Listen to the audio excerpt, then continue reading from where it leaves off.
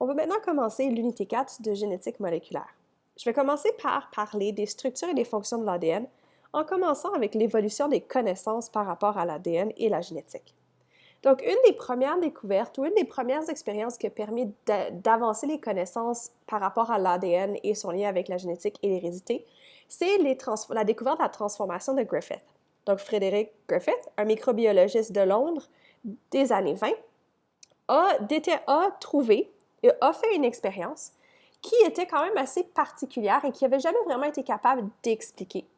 Il avait fait une expérience en étudiant une bactérie qu'on appelle Streptococcus pneumoniae qui cause la pneumonie bactérienne. Donc, juste pour vous mettre en contexte, pourquoi est-ce qu'il étudiait la pneumonie bactérienne? C'est parce que dans les années 20, il n'y avait pas d'antibiotiques de disponibles. Ça veut dire que quelqu'un qui avait une pneumonie, généralement, se retrouvait à avoir des complications qui pouvaient mener jusqu'à la mort. Maintenant, les pneumonies sont plus facilement traitables parce qu'on a accès à des antibiotiques qui peuvent tuer la bactérie Streptococcus pneumoniae. C'est-à-dire que Griffith étudiait la bactérie parce qu'il essayait de comprendre comment cette bactérie était pathogène et comment est-ce qu'il pouvait peut-être trouver un traitement thérapeutique pour pouvoir aider les gens qui ont la pneumonie bactérienne. Pendant son expérience, il a été capable de trouver deux souches différentes. Une souche pathogène, la souche S. Pathogène, c'est un mot qui veut dire qui cause une maladie. Donc, une personne qui aurait été infectée avec la souche S aurait développé une pneumonie bactérienne et serait malade. Et il a aussi découvert une souche R qui, elle, est non pathogène. C'est-à-dire que la souche R ne cause pas la maladie. Cause pas la maladie. Maintenant, comment est-ce qu'il a déterminé ça? Bien, il a fait des expériences avec des souris. Il a pris une culture de la souche S et il a injecté la souche S dans une souris. Après quelques jours et quelques semaines, mais plutôt des jours, la souris a développé la pneumonie bactérienne et est morte à cause du fait que c'était une souche pathogène qui cause la maladie. Il avait un autre contenant avec la souche R non pathogène. Cette souche R non pathogène, lorsqu'il l'injectait dans une souris, ou inoculait une souris, la souris ne mourait pas et ne développait pas la maladie. C'est pour ça qu'il a dit que la souche R était non pathogène et que la souche S était pathogène. Ensuite, il a décidé de voir qu'est-ce qui arriverait à la souche S pathogène, donc ça c'est la souche S, s'il la tuait à la chaleur. Ça veut dire qu'il exposait une culture de la souche S à de la chaleur assez élevée pour dénaturer les protéines et donc tuer la bactérie et faire que ces protéines ne fonctionnent pas, donc ses activités métaboliques arrêtent de fonctionner. Il a ensuite inoculé une souris avec la souche S pathogène, mais qui a été inactivée par la chaleur ou tuée par la chaleur. Et la souris n'est pas morte et n'a pas développé la maladie parce que la souche S pathogène avait été tuée et ne fonctionnait plus et ne pouvait plus accomplir ce qu'elle fait normalement parce que tous ces processus métaboliques étaient arrêtés.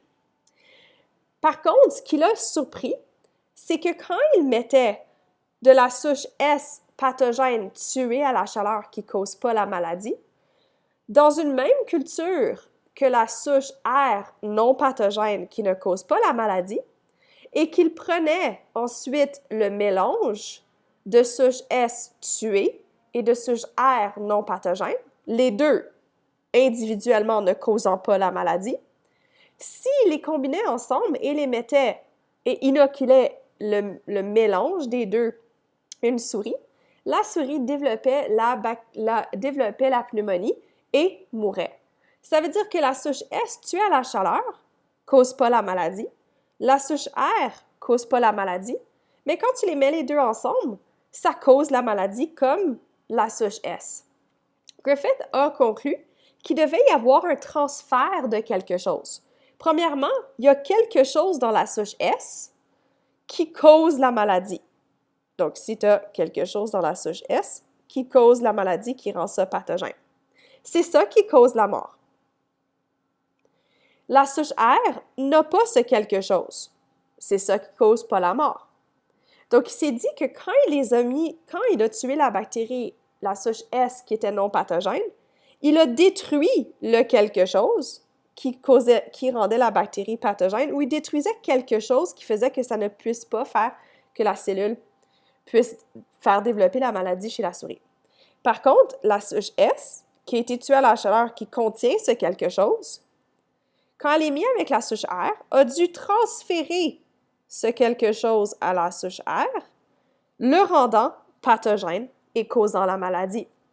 Ce quelque chose qui est transféré, Griffith ne savait pas c'était quoi, mais nous, on sait maintenant que c'est de l'ADN. Il a appelé ce processus la transformation. Parce que la bactérie non pathogène a été transformée en une bactérie pathogène par le quelque chose qui venait de la bactérie qui était tuée et qui était pathogène. Les bactéries procèdent à des transformations, peuvent s'échanger du matériel génétique et de l'ADN par transformation, et ça aide à donner de la variabilité génétique entre les bactéries. Parce que nous, on a de la variabilité génétique parce qu'on est des organismes qui se reproduisent de manière sexuée, c'est-à-dire qu'on obtient le matériel génétique à moitié de notre père et à moitié de notre mère. Ce qui fait qu'on est une combinaison unique de matériel génétique des deux, qui est différent d'un frère ou une sœur, par exemple.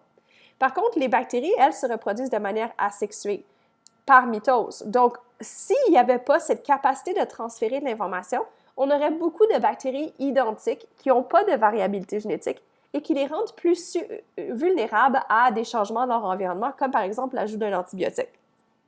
C'est-à-dire que les bactéries peuvent s'échanger de l'ADN par le processus qu'on appelle la transformation. Mais à l'époque, Griffith ne savait pas ce qui se passait. Il a laissé un petit peu aller cette expérience et naturellement,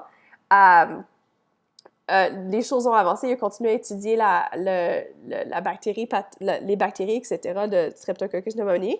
Mais plus tard, à peu près 20 ans plus tard, une autre équipe, Avery, McLeod et McCarthy, eux ont émis une hypothèse.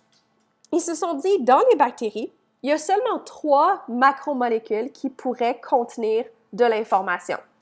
Ces macromolécules, c'est des protéines, de l'ADN et de l'ARN.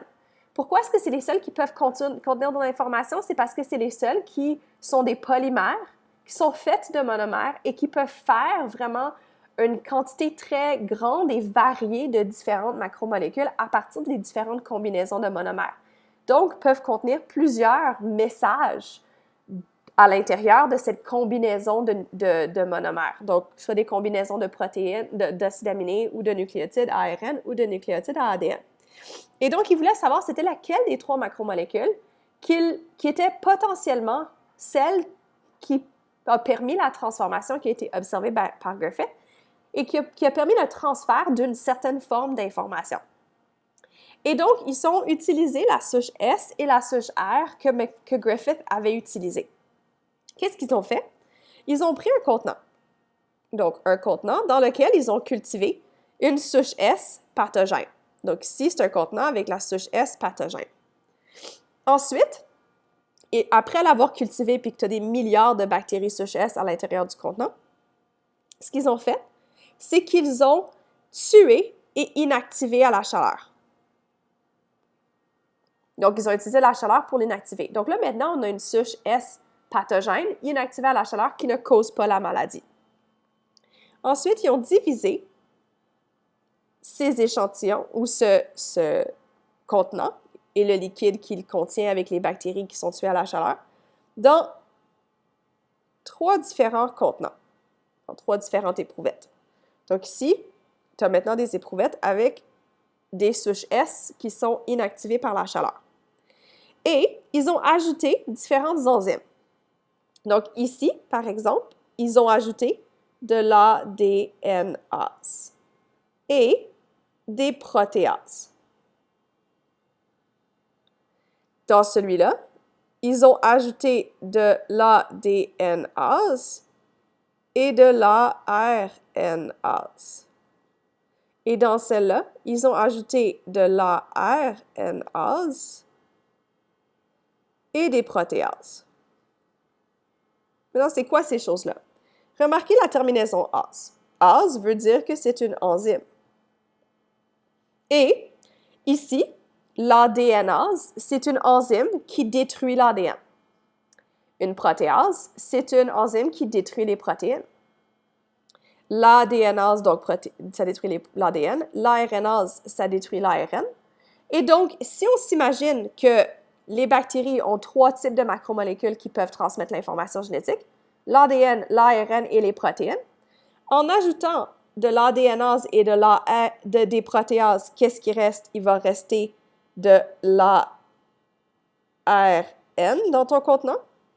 Donc, peut-être je vais juste mettre une flèche ARN. Ça, c'est tout ce qui reste dans le contenant. Et si on ajoute de l'ADNase et de l'ARNase, il va rester seulement des protéines. Et si on ajoute de l'ARNase et des protéases, qu'est-ce qui va rester ici? Il va juste rester de l'ADN. Naturellement, il va rester des lipides et autres choses, d'autres macromolécules, comme du cholestérol, etc. Mais ici, ce n'est pas important parce qu'ils ont identifié, dans le fond, que c'était seulement ces 3 polymères-là qui pourraient être des sources potentielles de transfert d'informations. Et donc, ils ont ensuite dit, OK, on va répéter l'expérience de transformation de Griffith et on va ajouter chacun des contenants dans une culture bactérienne vivante de souche R. C'est-à-dire qu'ici, on a mis de la souche R. Même chose ici, contenant avec de la souche R, contenant avec de la souche R. Donc ici, souche R, souche R. Donc, ils ont effectivement mis en présence des souches R non pathogènes avec de l'ARN qui provient de la souche S pathogène. Ils ont mis la souche R non pathogène en présence des protéines provenant de la souche S pathogène et ils ont mis la souche R non pathogène en présence de l'ADN de la souche S pathogène. Ils ont ensuite utilisé des souris et ils ont inoculé les souris avec les souches R qui ont été exposées à l'ARN.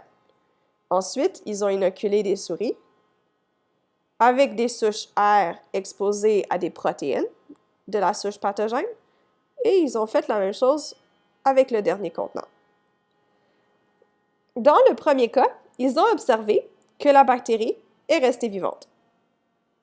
Donc, ici, elle est restée vivante, elle a un beau sourire, parce que ce n'est pas l'ARN qui transmet l'information de la souche S pathogène à la souche R non pathogène.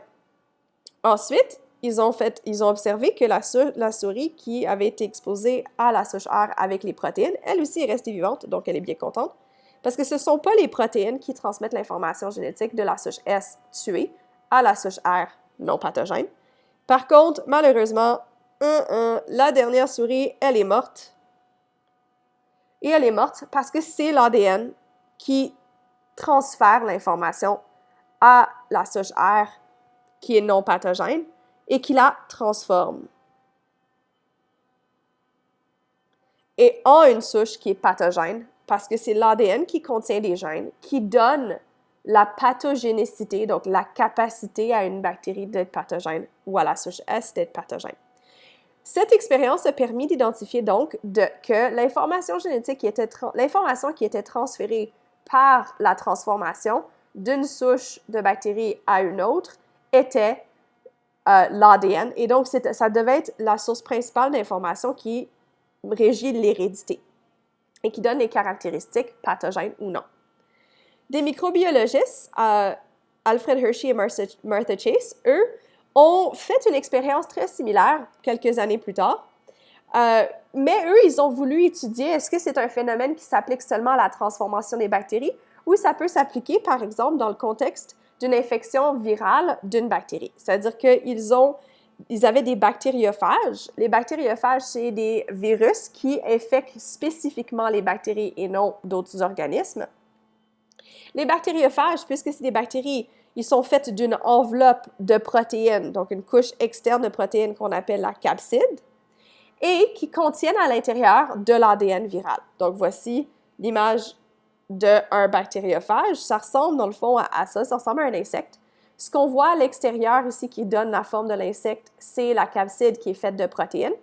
Et l'intérieur ici qui donc l'affaire qui est enroulée à l'intérieur et qui est injectée dans la bactérie, ça, c'est l'ADN. Et donc, qu'est-ce qu'ils ont fait? Ils ont voulu voir, est-ce que l'infection bactérienne, donc la transmission du message génétique du virus bactériophage dans la bactérie, est-ce que ça se fait par l'entremise de seulement l'ADN ou l'ADN et les protéines dans ce contexte-ci? Pour être capable de faire la différence, il faut se rappeler qu'une protéine a des acides aminés qui contiennent du soufre et qui peuvent faire des ponts disulfure. Et donc, à cause que les protéines ont du soufre, s'ils utilisent du soufre radioactif pour pouvoir faire des bactériophages, la protéine virale, donc la capside, va briller et va être radioactive à cause du soufre radioactif. Ils vont ensuite faire un autre groupe de bactériophages qui, eux, ne vont pas avoir de soufre radioactif dans leur protéine virale. Ils vont rajouter du phosphore radioactif dans l'ADN. Parce que rappelez-vous que l'ADN a des liaisons phosphodiester. Donc, liaison phosphodiester qui lient les acides aminés ensemble dans une chaîne. Donc, ils sont faits de phosphate. Ils ont du phosphate. C'est-à-dire que si tu rajoutes du phosphate radioactif quand tu fais l'ADN viral va être radioactif. Donc, ils avaient deux expériences. Une expérience où l'ADN était marqué radioactivement, mais pas la protéine. Et une autre expérience où la protéine virale, donc la capside, était marquée radioactivement, mais pas l'ADN. Ils ont, dans les deux contextes, exposé les bactériophages à des bactéries qu'elles peuvent infecter. Et ensuite, ils ont mélangé un petit peu pour déloger les bactériophages après infection, pour pas qu'ils restent attachés. Ensuite, ils ont fait une centrifugation. Et le principe de la centrifugation, c'est que les choses qui sont plus denses et plus lourdes vont dans le fond. Une bactérie est plus lourde qu'un bactériophage. Donc, les bactéries vont se retrouver dans le fond, qu'on appelle le culot, et le bactériophage va rester à la surface. Dans le cas de cette expérience, ils ont remarqué que la radioactivité se retrouvait avec les bactéries. Ça veut dire qu'après infection, l'ADN viral qui était marqué radioactivement n'était plus dans les bactériophages, mais était dans les bactéries. C'est pour ça que les bactéries étaient radioactives, mais pas les bactériophages. Ensuite, dans la deuxième expérience où ils voulaient voir est-ce que la protéine, la capside, rentrait aussi en même temps que l'ADN, ils ont fait la même expérience. Ils ont mélangé pour déloger les virus potentiels qui pourraient se retrouver à la surface. Ils ont fait une centrifugation et là, ils ont remarqué que la partie radioactive, c'était celle qui contenait seulement les bactériophages. C'est-à-dire qu'il n'y a aucune radioactivité qui est rentrée dans les bactéries, donc aucune capside, aucune protéine virale ont été transmises et a été rentrée dans la bactérie. Ça a confirmé que même dans ce contexte-ci, la transmission de l'information génétique, même dans le contexte d'une infection virale à une bactérie, se faisait à travers la transmission d'ADN et non de protéines, ou non une combinaison des deux. À peu près en même temps, un scientifique du nom de Phoebus Levine a identifié ce qu'était le monomère d'ADN. Il a identifié le monomère, il l'a appelé le nucléotide et il a dit que c'est fait d'un phosphate attaché à un sucre désoxyribose qui, lui, va être aussi attaché à une base azotée. Et il a identifié 4 bases azotées dans l'ADN, l'adénine, la guanine, la cytosine et la thymine, qui vont avoir des structures légèrement différentes. Chagraph a donc pris cette information et il a voulu voir est-ce qu'il y avait une corrélation entre le nombre de chaque nucléotide qu'on peut retrouver dans différents organismes. Il a pris différentes espèces, donc voici différentes espèces de différents organismes qui sont très variés. Donc, il a pris un exemple, ici c'est Mycobacterium tuberculosis, donc c'est la bactérie qui cause la tuberculose. E. coli, donc Escherichia coli, c'est une bactérie qu'on retrouve un peu partout, même dans notre système digestif. Dans certains cas, ça peut causer la maladie. Une levure, ici, c'est un mycète, donc c'est un champignon microscopique. Drosophila melanogaster, c'est une mouche à fruits. Une souris et un humain. Et il a déterminer le pourcentage de chaque nucléotide qu'il pouvait retrouver dans l'ADN de chacun de ces organismes. Et voici ce qu'il a obtenu. Donc, si on regarde les pourcentages, on peut faire quand même certaines corrélations et certains liens. Remarquez que le pourcentage des bases A et T sont très similaires et C et G sont très similaires. C'est vrai que pour E. coli, c'est pas mal un quart, un quart, un quart, mais pour tous les autres organismes, on voit très similaire, similaire, similaire, et ainsi de suite. Et ça lui a permis de conclure qu'il devait avoir un lien entre les pourcentages. Et que pour que ce lien existe, il fallait qu'à chaque fois qu'il y ait un A, un T soit aussi associé. Et donc, il a permis d'identifier les bases qui sont complémentaires. Il a donc dit, si dans l'ADN, il y a quelque part un A, il doit être lié automatiquement à un T. Si dans l'ADN, il y a un C, ce C doit être automatiquement lié à un G pour que les pourcentages soient équivalents. Et ça l'a aussi permis d'identifier le fait que l'ADN était probablement double brin, parce que ça faisait en sorte que tu avais un brin qui avait une séquence et l'autre brin a sa séquence complémentaire, ce qui va donner des pourcentages qui sont similaires. Et ça s'appelle la règle de Chagraph, le fait que l'adénine est complémentaire à la thymine et la cytosine est complémentaire à la guanine et que l'ADN est double brin. Le développement de la diffraction à rayon X par le chimiste Linus Pauling a été capable d'aider Rosalind Franklin à identifier ou à obtenir une image de l'ADN par diffraction à rayon X. Cette image-là a permis d'identifier que l'ADN était une structure hélicoïdale comme certaines protéines avaient. Cette structure hélicoïdale avait été identifiée et avait même été mesurée à l'aide de l'image obtenue par Rosalind Franklin. Donc, si on regarde l'ADN, ça c'est l'image qu'elle a obtenue. C'est une image vue de haut. Donc, il faut s'imaginer que l'observateur regarde d'en haut. Mais si tu comprends comment interpréter une vue de haut, ça l'a permis d'identifier, dans le fond, que l'ADN était une structure hélicoïdale, donc en hélice, comme celle-ci. Et elle a été capable de prendre certaines mesures. Et ces mesures-là, donc 1 sur H, 1 sur P et des angles, elle a été capable d'identifier les angles de la structure hélicoïdale et la distance entre les nucléotides. Elle a identifié que la distance entre deux nucléotides adjacents sur le même brin, donc la distance H, était de 3,4 Armstrong. Ça, c'est le symbole A avec le petit cercle autour, ça s'appelle un Armstrong. Puis dans le fond, ça correspond à 4 nanomètres. Donc 0,34 nanomètres. La distance entre deux nucléotides adjacents. Elle a été capable d'identifier que le diamètre était de 2 nanomètres. Donc, 0,2, donc 20 Armstrong. Donc, ça, c'est 20 Armstrong. Et elle a été capable d'identifier que un tour d'hélice, donc là, il faut s'imaginer encore une fois, tu es en train de faire une vue de haut. Et si tu regardes la vue de haut, donc on va voir ce que ça a l'air du haut. Oh, peut-être que je ne vais pas le faire là. Je vais le faire ici. Si on s'imagine que je prends un point ici et un point là, donc ces deux points-là, vus de haut, ça va être un seul point parce qu'ils sont superposés les uns aux autres. Donc, ils sont superposés. Donc, de vue de haut, tu vois juste un seul point. Oups. Excusez-moi, j'ai un petit problème technique. Ma tablette a perdu la connexion. Je suis en train de chercher.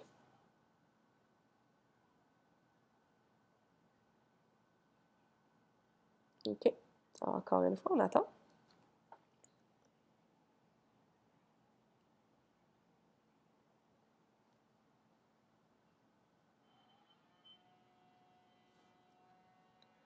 OK, on va réessayer.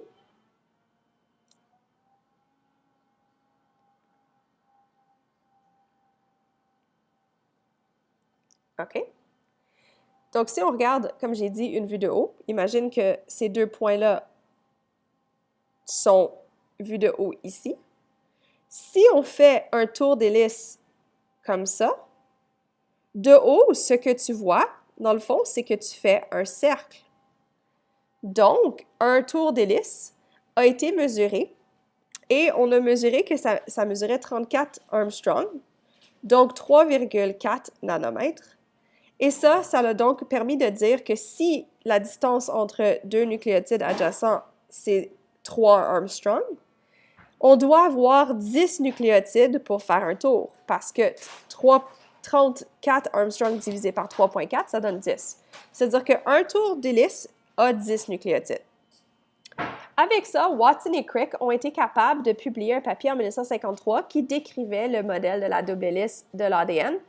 Et c'est un papier qui leur a donné cette renommée, malgré le fait que c'était basé sur beaucoup de données qui provenaient de d'autres sources. Eux, ils ont combiné les sources et ils ont représenté l'ADN au niveau moléculaire. Et dans leur papier, ont montré donc que l'ADN était une double hélice, avec les dimensions que j'avais indiquées précédemment, où des nucléotides sont complémentaires et sont liés ensemble par des liaisons hydrogènes entre les deux brins de l'hélice. Et que tu as de chaque côté de l'hélice des liaisons phosphodiestères qui les relient les nucléotides adjacents du même brin.